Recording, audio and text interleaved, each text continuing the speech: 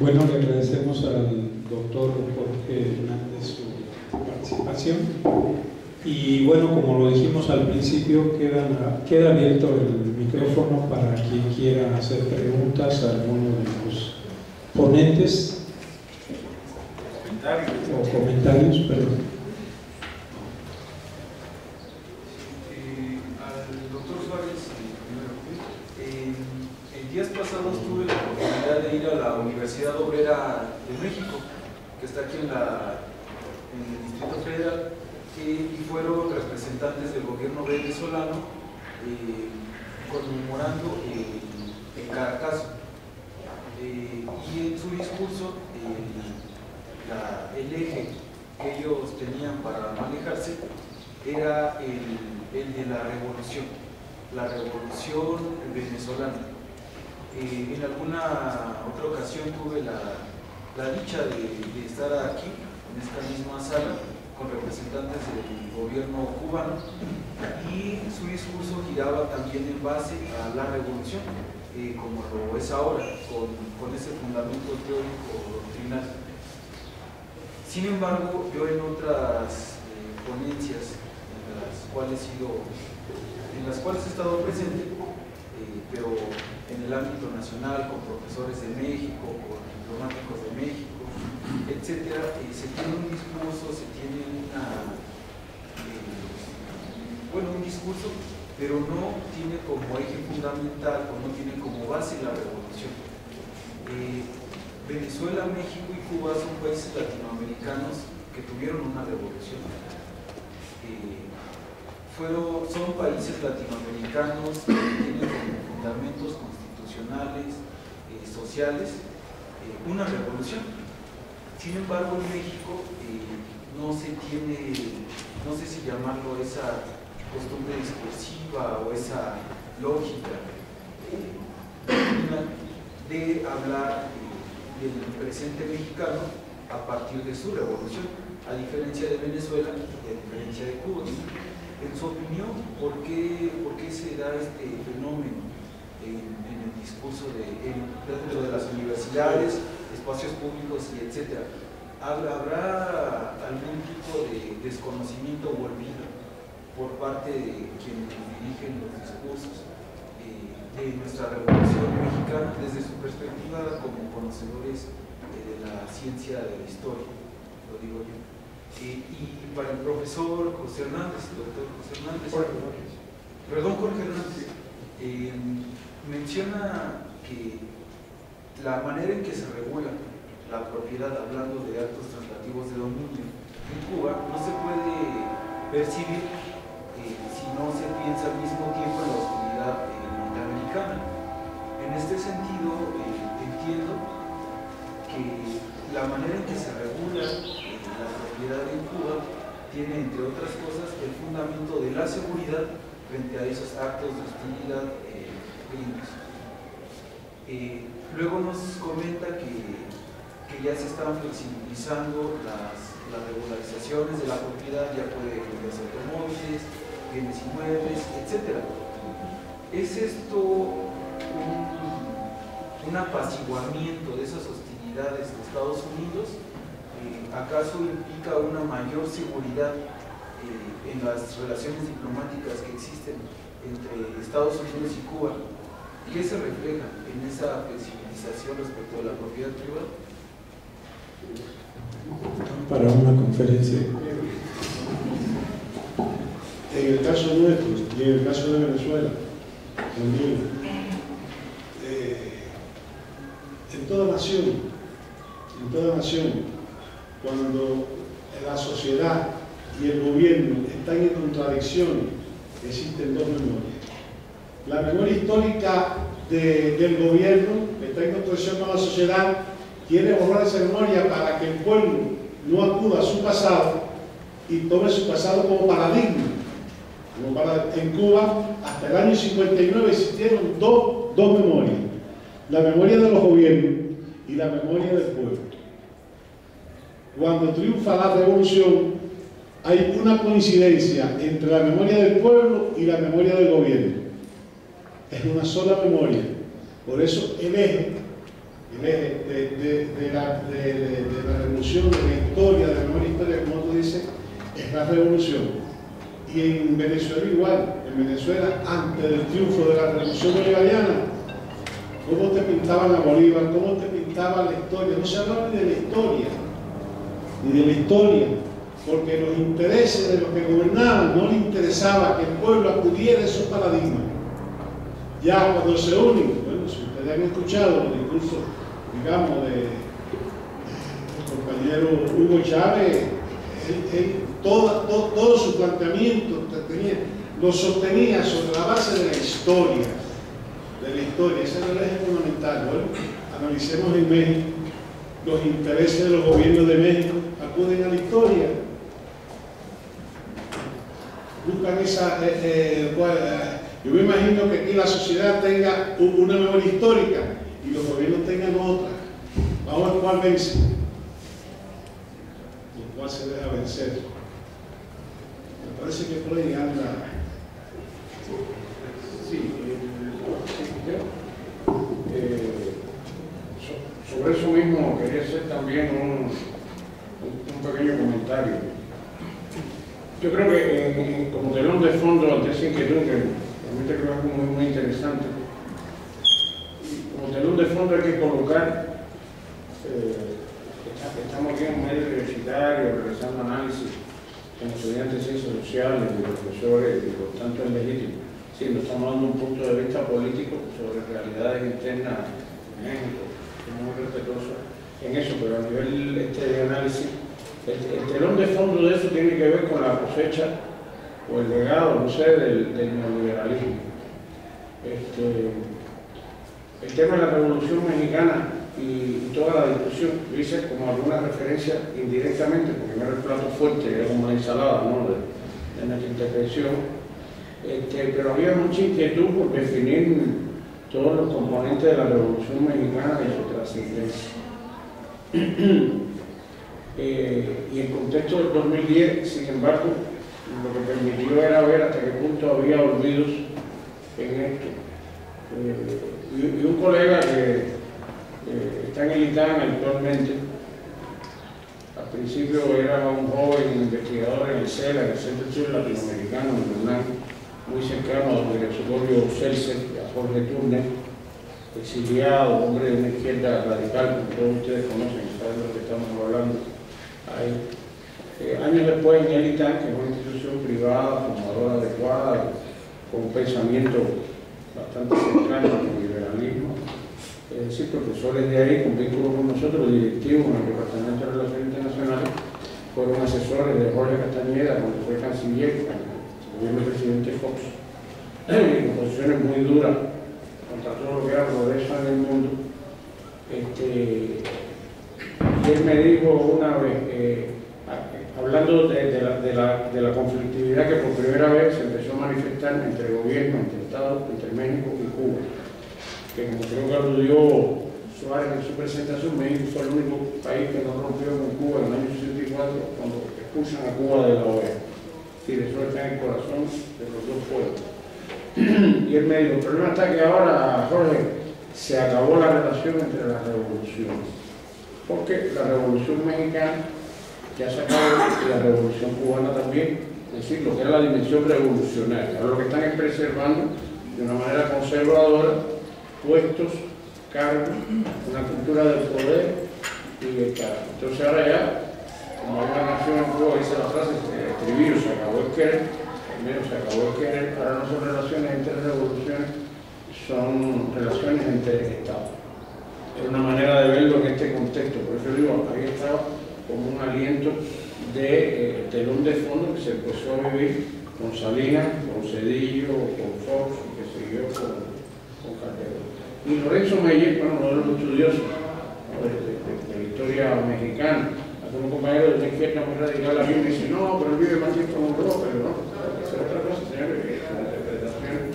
Y hablando de las conmemoraciones en el campo del Bicentenario, dice, para muchos, la historia oficial sobre la Revolución Mexicana, contada de cierta manera por muchos años, se asocia a la permanencia de 7 décadas del partido que lleva en su nombre la muy singular contradicción, revolucionario e institucional, refiriéndose al peligro.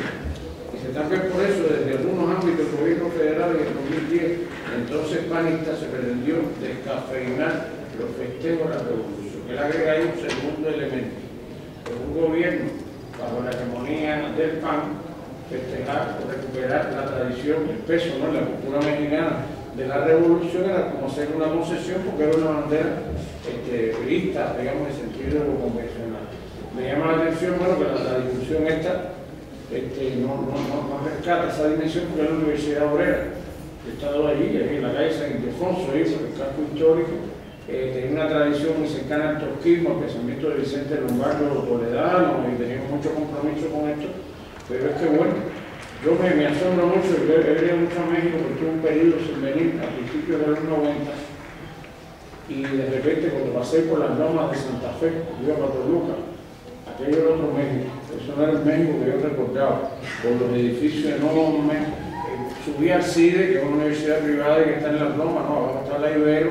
Yo recordaba la vieja edificación del CIDE, había unos edificios esos de cristal, casi en el aire. Eso era la cosecha del neoliberalismo, vamos a decir así. Y a mí lo que me vino fue una canción de Juan Gabriel, que hay un disco de Juan Gabriel, una canción así que se llama El México que se me fue. Entonces yo tenía otra imagen, algo, y quizás pueda estar pasando algo de eso, porque ha habido mutación ideológica como lo ha habido en todas partes. No podemos sustraernos a esto. Y ahí la intervención de Suárez es doblemente importante. El concepto de historias oficiales funciona. Yo puse el ejemplo para México tan importante de los niños negros de Chapultepec. Hay un ejemplo también de Venezuela, presentado en la historia oficial de la nación como asediado las fuerzas del progreso. En el siglo XIX, antes de caer en manos del enemigo, explotan el cuartel donde estaba. Y alguna gente puede decir que eso no había sido así, que había sido una bala perdida que accidentalmente explotó el arsenal o el polvorín y había hecho que volara la tropa. No era un acto de suicidio generoso, altruista, sino como un accidente. Nosotros estamos obligados a entender las raíces de nuestra historia. Y la Revolución Mexicana realmente no podemos leerla con la frase de la película del infierno, ¿no? México 2010, nada que celebrar. El otro punto, que creo que es una pregunta muy interesante también, a ver, quizás yo no lo expresé de la manera que debía hacerlo, cuando decía, en Cuba el conflicto con Estados Unidos se ha leído a través de un síndrome de fortaleza sitiada. En una fortaleza sitiada, pensemos en el sentido casi literal, no solo figurado, estamos rodeados de un fortín por el enemigo, no sabemos qué tiempo va a prolongarse el asedio. Tenemos una cantidad limitada de agua y de alimentos, y lo sorprendemos a usted robando alimentos. Y se le ejecuta por el valor simbólico para que nadie más lo haga. Es decir, usted tiene hambre y ella también, usted no puede agarrar la galleta o pedazo de pan y de agua para llenarse. Hay que limitar la democracia en un estado sitiado. Es un elemento que condiciona buena parte de la lógica del proceso interno en Cuba, a nivel social, a nivel político y a nivel jurídico incluso. ¿Okay? Pero no lo es todo. Esa es una parte importante del problema. El proceso que tiene lugar en la actualidad tiene que ver también con la concientización en el momento actual de la Revolución Cubana de que estábamos actuando con políticas y con decisiones adoptadas en contextos distintos y las hemos mantenido como aberraciones históricas. La realidad cambió. La ley decía que no se podía vender casa, pero la gente vendía y compraba casa por la izquierda, por debajo de la mesa. No se podía comprar carros, pero la gente vendía y compraba los carros por debajo de la mesa. En el fondo, no podía viajar al extranjero, pero la gente se casaba con italianos, con mexicanos. Después llegamos aquí, apareció el boom, pasó mañana en Miami, pasaban por la frontera y utilizaban a los cónyuges, ¿no? A veces como un momento de tránsito. La revolución lo que ha tenido la valentía y la madurez de ir legalizando lo que estaba pasando en la práctica de cierta manera y reconociendo que teníamos que dejar atrás aberraciones históricas. Es muy importante y agradezco mucho el comentario porque no es que se haya bajado la guardia en Cuba viendo, ahora ya no es un enemigo, entonces podemos dejar de tomar las cosas. Hay como un cruce de camino de problemas objetivos y subjetivos y hay que verlos en la dimensión tiempo. Gracias.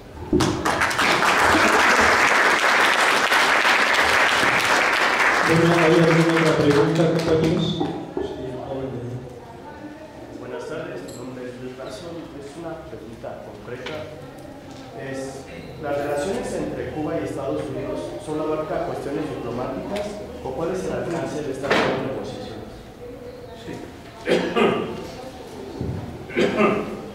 No, la respuesta sería no solo se refiere a la dimensión diplomática, ese es el comienzo. Lo que se está intentando hacer, más allá de las declaraciones simultáneas de los dos jefes de Estado, Raúl Castro y Barack Obama, de alusiones que han hecho, intervenciones posteriores, clarificando los dos, ¿no? Las acciones de algunos funcionarios y sobre todo lo que quedó evidenciado en las dos rondas de conversación, la que se hizo en enero en La Habana y la que se hizo ahora como el 27 de febrero en Washington, las declaraciones de prensa que hicieron las dos mujeres, muy interesante, las cabezas de las dos delegaciones son mujeres. Roberta Jacobson, Estados Unidos, la subsecretaria o secretaria adjunta para Asuntos Hemisférios del Departamento de Estado, y Josefina Vidal, que es la directora general de Relaciones Exteriores de la Cancillería cubana, el Ministerio de Relaciones Exteriores de Cuba. Lo que dejan claro es que se está empezando a negociar la esfera de la diplomacia, para ver si eso sirve como de sombrilla o de paraguas, ¿no? Dentro de lo cual se cobije otro tipo de modificación. Pero desde luego, las dos primeras grandes cuestiones está el restablecimiento, la apertura de embajadas, que implicaría convertir lo que hasta ahora han sido secciones de intereses, con jefes de secciones de intereses en embajadas, con el tratamiento correspondiente de embajador. Esto es algo mucho más que un problema nominal. Es decir, usted ya no es el embajador, el jefe de secciones de intereses, ahora es el embajador, porque hay cuestiones que tienen que ver con los derechos y deberes dentro de los estados o de los países donde están desempeñándose como la cabeza de la diplomacia. Tiene que ver con las facilidades y alcance de la relación cultural, con los desplazamientos físicos, la movilidad. Es decir, porque hay hasta ahora restricciones que tienen que ver con una cantidad de kilómetros, etc. En Cuba, bajo el síndrome de la fortaleza sitiada, que hemos hecho alusión, por ejemplo, se ha limitado extraordinariamente la gestión, la iniciativa, con regulaciones legales por la Cancillería cubana, a los agregados o a los consejeros culturales, ¿no? ¿Qué tiene que hacer un consejero cultural? Bueno, si es en México, ¿no? De cualquier país, sería a veces relacionado con Carlos Fuentes, qué sé yo, ¿no? En fin, estar al tanto de la cultura, con los escritores, con la sociedad civil, participar de la vida cultural, promover que se conozca en el otro país la música de José Alfredo Jiménez, y la canción de Agustín Lara, y a Molotov, y a Julieta Venegas, y todo eso. Eso pasa por todo eso ahí, ¿está bien? Y a la inversa. Pero en Cuba los consejeros culturales de Estados Unidos se dedicaban a reunirse ¿con qué? Con los grupos de oposición interna. Nosotros le llamamos grupúsculo de derechos humanos, porque en realidad es una connotación peyorativa, sí, era para denigrarlo, está bien, pero también se correspondía objetivamente con la escasa dimensión cuantitativa y cualitativa que tenían. Les voy a poner un ejemplo de la vida real. Se creó un grupo en la década del 90, se llamaba PACU, Partido Socialdemócrata Cubano, y tenía 8 miembros, de los cuales 6 eran miembros del buró político del PACU. Es decir, había más caciques que indios.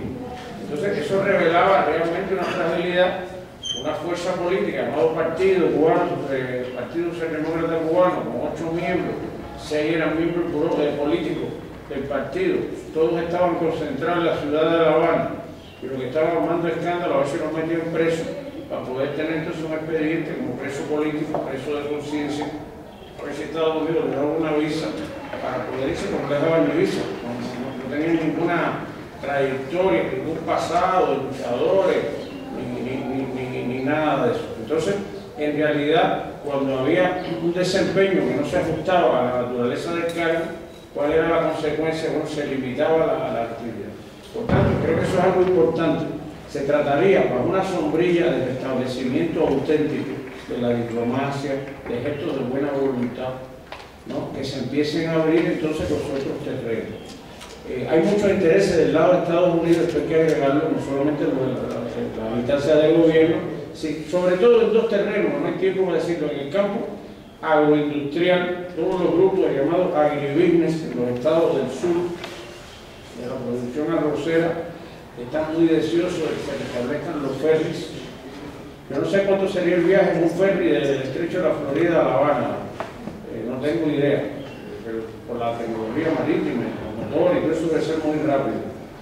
Para utilizarlo no solamente para transporte de pasajeros, sino de carga, y que vengan ahí toneladas de sacos de arroz, por ejemplo. Ustedes se imaginan en Cuba, debajo de Brasil o de China durante años, ustedes saben lo que es el arroz que se consume en Cuba. Nosotros somos un país arrocero, el arroz es casi protagonista del plato principal, ahí usted le agrega bistec o frijoles y eso, por otro, como le digan al arroz, pero el arroz es en grandes cantidades. Traer el arroz de China, ¿con qué costo? Arroz vietnamita. A los cubanos les gusta mucho porque viene una pequeña basurilla o todo eso, ¿no? Es brasileño, es mejor, pero en la transportación desde Brasil. Entonces hay intereses grandes. Es como un grupo de presión o interés. Los sectores agroindustriales y comerciales en sentido más amplio. Y están desde luego todos los sectores, estos de cubanoamericanos, familias divididas, pero eso tiene también una presencia. Sectores en el campo de la cultura y de la educación. Probablemente bien intencionado en muchos casos. Lo que pasa es que de nuevo yo regreso porque digo que Isleria al principio, que no lo hemos quizás destacado desde Macea, junto con todo eso, todo mezclado, un poema de Nicolás Miguel, un gran poeta cubano, todo mezclado. Están los intereses también de subversión, de la influencia nociva. La cosa no solamente está en que en Cuba se admire el jazz o el blues o los cantos estos, los negros espirituales, que se desarrollaba dentro de las iglesias protestantes, porque tienen una fuerte presencia en la cultura cubana, sino que casi siempre hay como una trastienda. No se trata de enviar Biblia o de favorecer las iglesias protestantes en Cuba por la tradición anglosajona de los Estados Unidos, pero es mucho más que empezar por ahí. ¿Qué haría falta? Que eso tenga fijador, de abrirse las embajadas y de nombrarse los embajadores y de prosperar un trato respetuoso con las dos partes, porque también uno tiene todo el derecho a pensar que habrá mucha gente interesada en orquestar provocaciones, no del lado cubano, aunque alguien puede tener derecho a pensarlo, pero más bien del lado allá para sabotear esto y que se rompan las relaciones, con muchos sectores de derecha política en Estados Unidos ven esto como una debilidad del presidente Obama. Entonces, en parte nosotros, a la hora de explicarnos muy apresuradamente el por qué Obama y la comunidad política estadounidense ha decretado esto ahora urgente, que Venezuela amenaza para la seguridad nacional cuando falta menos de un mes para la Cumbre de las Américas en Panamá, bueno, pues para crear una caja de resonancia ahí que permita condenar a Venezuela allí, o tratar de hacerlo por lo menos, o con un mensaje para la política interna de Estados Unidos. Los críticos, coño Obama, pero ¿hasta dónde? Están negociando con los cubanos, que son castristas, que son comunistas, que son dictadores, que no respetan los derechos humanos. Un poco quizás para aplacar eso, pero estoy endureciendo contra Venezuela y voy a invadir o algo de eso, ¿no? Porque se parte mucho en política y el caso de Cuba y Estados Unidos ha encajado en esta matriz de ver el proceso como lo que se llama un juego suma cero. Lo que usted gana, lo pierdo yo, y viceversa. Y la política es mucho más complicada que eso.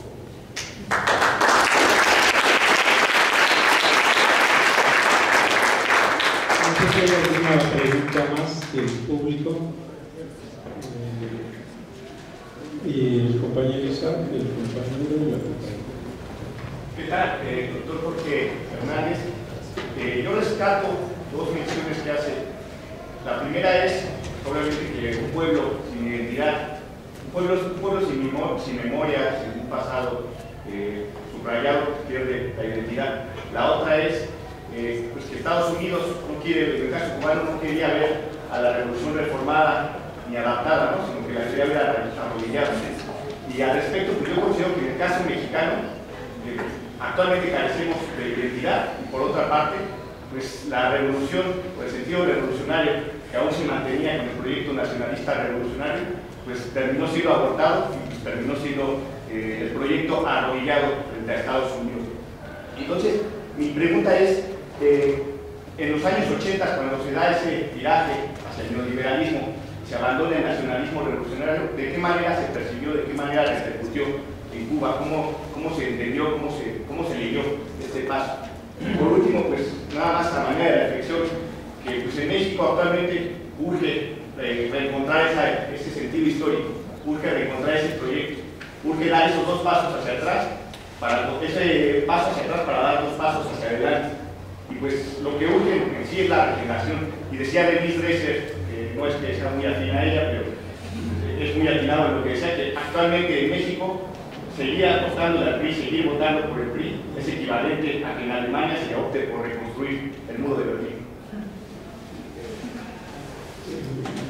Sí, si quieren escuchamos dos o tres más, porque creo que estamos casi contra... Bienvenido, claro. Sí.